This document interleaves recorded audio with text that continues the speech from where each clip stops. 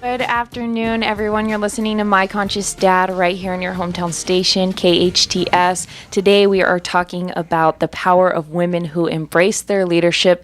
And we have two very powerful women here in the studio today with me and my dad, Alex.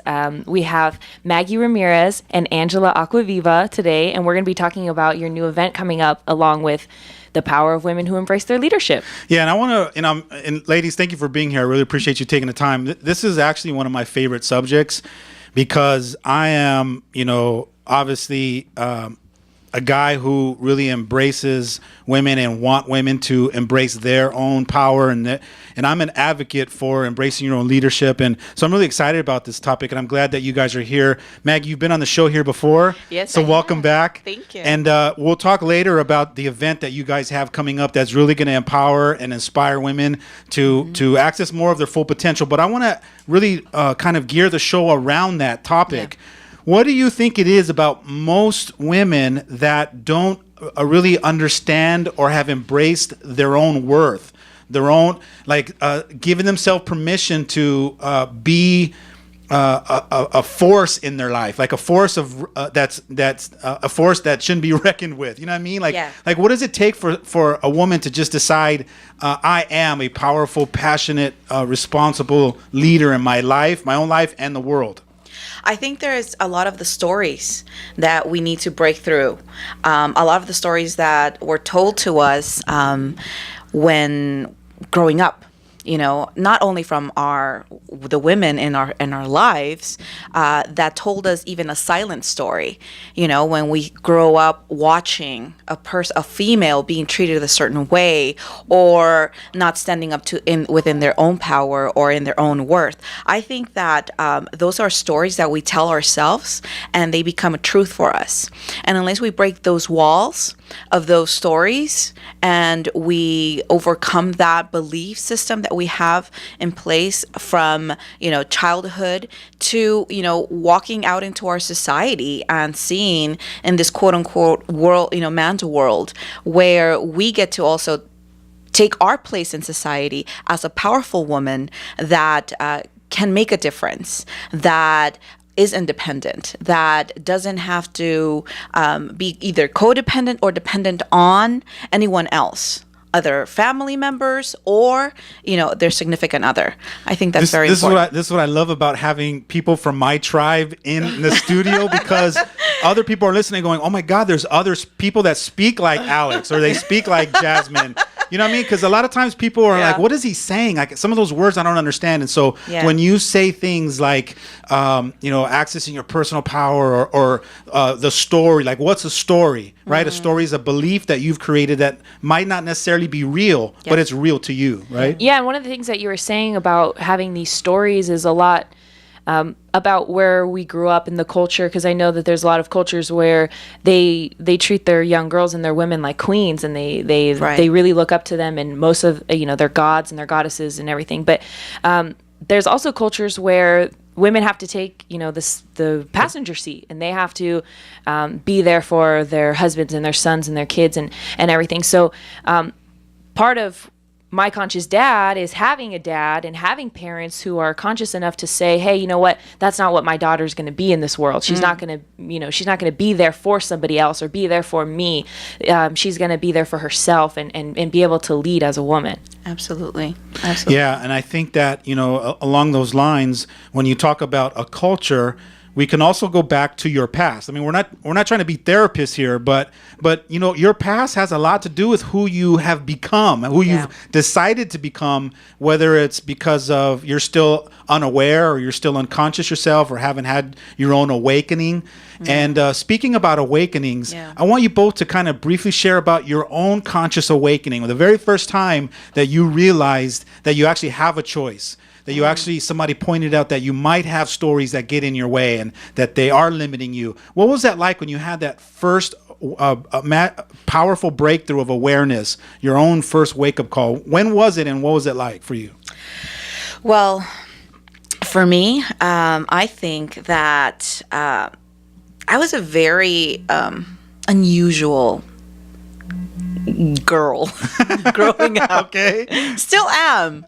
Aren't we all unusual though? Isn't that what this is about? Is about realizing you're unusual and then loving that unusual part of you. Yeah. And I actually always embraced it. I think that was the beautiful thing that supported me in my own growth and transformation, that I actually embraced my weirdness. Nice. You know, I was weird, I was goofy, and I embraced it. I was the goofy girl in high school, and even goofy, it was like my character. It was like my emblem. In the training, we call it our nerd, right? Our nerd. I get to love my nerd. My nerd. And so I was very advanced, I would say. You know, looking back in retrospect, I was very advanced for like a 12-year-old. You know, I would see my other friends, and I knew I didn't think like they did. And I was like, well, I'm just different. You know, I don't see life the way they see it. Growing up and being in junior high and high school, again, you know, seeing my friends, I was able to, you know, be with them and joke around, but I always felt like I'm here for a big purpose in life, you know, and I would, you know, have my friends talk about getting married and having kids, like in high school, you know, they're talking about that already. And I'm like, whew. Like, that's not going to happen, like, for me, for a long time. So you knew that young, that you had a purpose. I knew since I was 12. A lot of people don't know that. I never did. My wake-up call didn't come into my early 20s, but I didn't grow up thinking like that. I just thought I was an average and ordinary kid until I had that awakening. Yeah. But for you just knew intuitively. At 12, I knew. I'm like, okay, I'm here for something bigger than I can even imagine myself. Even now, I still don't even know, you know, where it's going. But I don't think any of us know where it's going. We know what direction it's going, but or you know, we allow our inner guidance, you know, to move us. But I knew that since I was 12, and I would ask, you know, and my inner voice would say, "You're not ready. You know, you're just not ready. You know, or you're in training, or we're preparing you." So in my early 20s, I was like 23. I kept asking, like, "What am I here for? Like, tell me, like, show me what's like my purpose," because I know it's big. And then when the message was, you know, you're in preparation, I was like, whoa. Now I started getting scared because now I'm being prepared for something. And so, you know, I continue to just do my own personal development and reading books and taking workshops and taking trainings and doing, you know, transformational work and a lot of spiritual work as well. Meditating and understanding just what, you know, my God self truly was, and finding that within. And so all that growth that happened led me to create what I eventually did, which was my career as a personal motivational speaker, spiritual speaker, opening the Peace Center and doing my workshops and trainings for abundance and prosperity, and many of the advanced trainings that I did there, opening up the Wellness Center, you know, which supported people, you know, physically with their healing and understanding how it all comes from within. But having all these options available, and as I continue to grow as an individual, and my awareness continues to grow, and my consciousness aligns with my true purpose, I continue to see how doors, you know, open up and continue to guide me into wherever this is going. But yeah, since I was very young, I felt that. That's awesome. What I'm hearing you say is that you had this intuition that something is special about you, and that there's a purpose bigger than probably what you can see, and that you trusted that part. And then what you did was, what I'm hearing you say is that you invested in your growth. Yeah. You invested in your personal growth, your personal development. You invested in you. Yeah. Figuring out why you think the way you think. Right. Figuring out why it is you feel the way you feel, and just really focusing a lot of your growth on you, trying to figure out who is Maggie? Who is Maggie? What am I about? What am I here for? Yeah, what can I do? How powerful am I? And you were living in the question, and being in that question as a student, I think is what's developed you to be the shining light that you are, not only for yourself, your family, your community, and the world. So thank you for that. Angie, bring the mic right to your mouth because we want to hear you. What was your awakening moment when you realized that life is bigger than just probably the way you've been seeing it? For me, I feel like I was searching for a very long time, whether it was consciously or unconsciously searching. No, even consciously, like going to counseling, going to groups, going to seminars, just seeking something. I wasn't sure what it was. Because some people are doing that unconsciously. Right. They're not even aware that they're doing that. They're just unconsciously kind of either maybe trying to jump apart, be a part of a certain group Being because a they part feel of better feeling about it, themselves. feeling Yeah, they like want to be a part of something bigger than themselves. And they're Yeah. doing it unconsciously, but they haven't really made the conscious commitment. They haven't flipped that switch to go, no, I'm just going to dive 100% and this gets to be what I do for the rest of my life, right? Yeah. Right. Well, and then my journey took me to about 3 years ago, transformational trainings.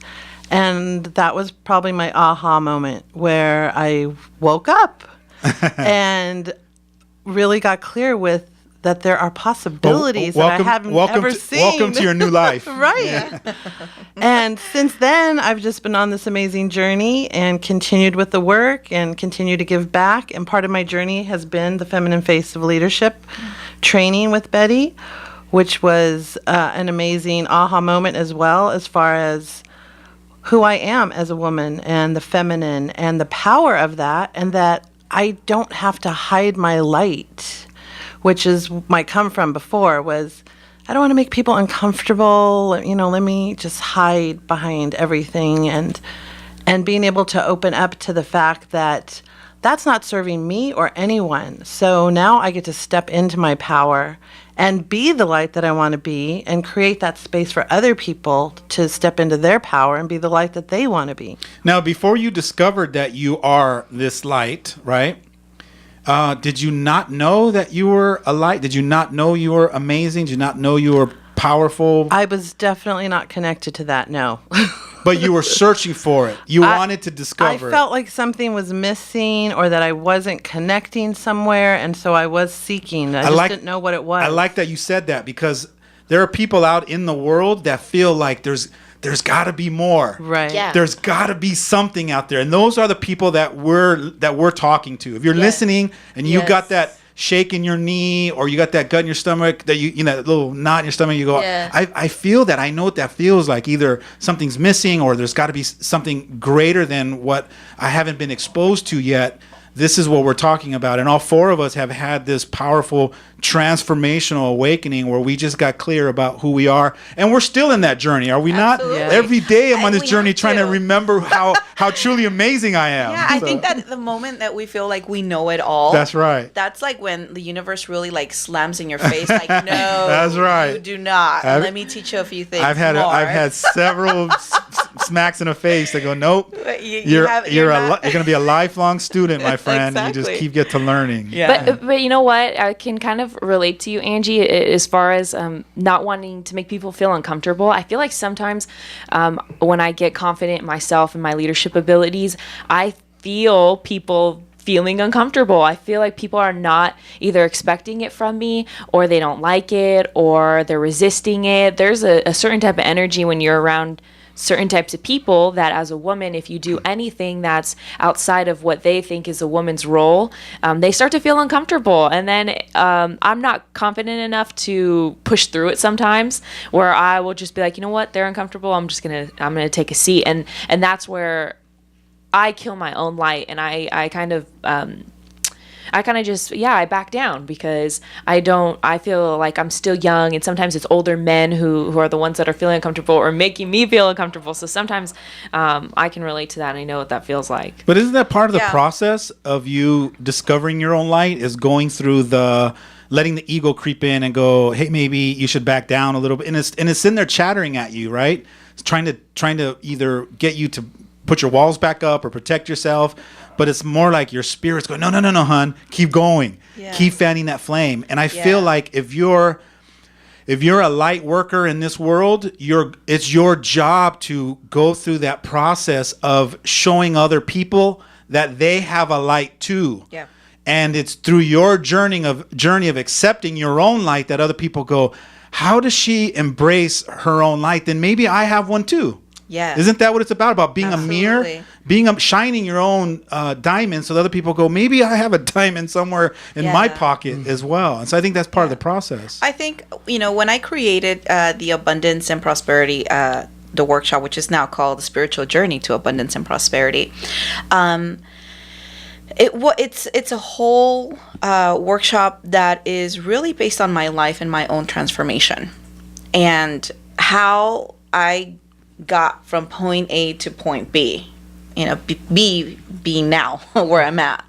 But and being that young woman that was awakened, that had so much information, and sometimes being in the space with individuals that were like, well, you're just a little girl, you don't know what you're talking about, or what are you going to teach me, to becoming the woman that stands in front of a room with 90% of the time everyone being older than me, and yet still holding that space and having that respect from the participants to be open enough to allow me to share what is being downloaded and that is being asked of me to share. And like he said, it is being that light, being that diamond, and not allowing that. Don't dim your light. Never dim your light for somebody else.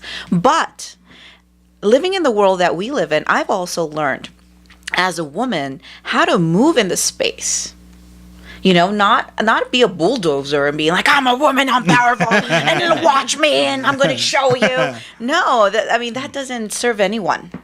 But I think that you've evolved past that phase. I see that as a phase, because there are a lot of women that do that. Yeah. But when you get to a certain level, that you outgrow that phase, and when you walk around, it's not like you're not walking around like, look at me, watch me roar. You're walking around going, what, look at you, watch you roar. You walk in with a different come from because of the work you've done on yourself. Yeah. And so, but there is that phase, and even going through that phase is important too, because once you grow out of that phase, you can get to that solid place where you don't need to do that no more. Yeah. It's almost, and I tell a lot of times I'll tell my clients, you don't go around, telling people that you're a woman, do you? And they start laughing. They go, no. They chuckle. They go, no. And I go, well, why? And they go, because I know I'm a woman. I don't need to, because I already know I'm a woman. And so with that being said, then it's the same thing as, then you should know how amazing you are. You don't need to go around and remind people. Yeah. If you're amazing and you know it, it'll be evident. People will see it. Yeah. I always tell people, even, when I do coaching or when I do the trainings, is you do not proclaim what you are, because it's visible. And so you're not going to be, I'm a powerful woman, I am this, I'm that. I am it. So it's visible. You can see it. It's almost palpable. But when you don't believe it within yourself, then you have to remind yourself so many times. So you find a lot of people that they're like, I'm this very powerful person. I'm a very rich person. Yeah, you probably are not. Like, I have so much money. And yeah, no. Because you don't go out there and preach all of this when you are it. That's right. You see so many billionaires and millionaires wearing shorts, flip-flops, and a t-shirt. They don't need to tell the world they're rich. They know they're rich, right? So, and when you're powerful, and most of their gear is bought from like Kohl's or from, Target. Yeah. So you don't have to, you don't have to be, you don't have to, promote yourself of being something when you are it. When you are it, you know it, and people, are, you're a magnet to people, and they're like, I just want to be that way. I have so many people, women, that have come to me and say, one day I want to speak the way you do. One day I wish. I'm like, really? I wasn't even trying. Yeah. I don't even know what I'm doing. I'm just being me. I didn't know I did anything. Yeah. But it's simply because we are that. And it takes practice. I didn't come this from one day to another. Absolutely. And then since we're kind of sharing a little bit about what Jazmine shared, I want to, piggyback on that and open up another possibility that if you walk in a room and you're focused on how uncomfortable people are feeling around you, you should probably look at yourself and say, maybe I'm focused on the wrong things. Maybe I should focus on all the people that look at me with that big, those bug eyes going, who's that, right? Yeah. So let's start focusing on the ones that see us. Yeah. You know what I mean? When I walk in, because when you walk in a room, there's certain people that see you, and there's some people that don't. Well, when I walk in a room, I want to look at the ones that see me because what they're seeing is a reflection of themselves. Absolutely. And the ones that can't see me, I'm not there really for them. I'm there for the ones that can see me. And so if you focus on the ones that really kind of look at you when you walk in a room, those are the ones that are going to fan your flame, because you guys have identified that you're the same. I think that's powerful too. Yeah, the conscious or unconscious, vampires, the energy suckers they call them, or the light workers. So you walk into a room and you find both. And they exist. There's people that just want to drain your energy because they need it, or unconsciously they do it, or consciously sometimes they do it when they put people down and they belittle people. These are these people that are trying to suck their energy because they want that. And they can't accept that somebody else has it and they don't.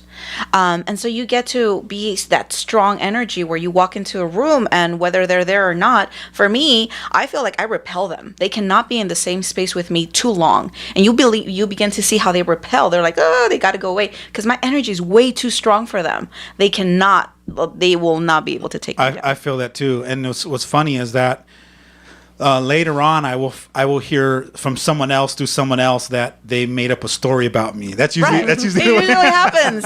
It usually happens. Oh, he was he's smug or he's arrogant or whatever. And it's like, okay, I just when I walk in, I go to the ones that are my people that Our tribe. Our tribe, or the ones that are just are open to let me connect with them and let that energy kind of flow through us. So but that's the part of leadership is walking in and being aware of who's who and who's really open and available, and you spend your time. I think it's almost like a synergy. We kind of gravitate towards each other, and we fill each other's cup up, and then when we walk out, we feel just amazing. We feel lifted up, right? Exactly. And then the other ones, we give them a little spill off.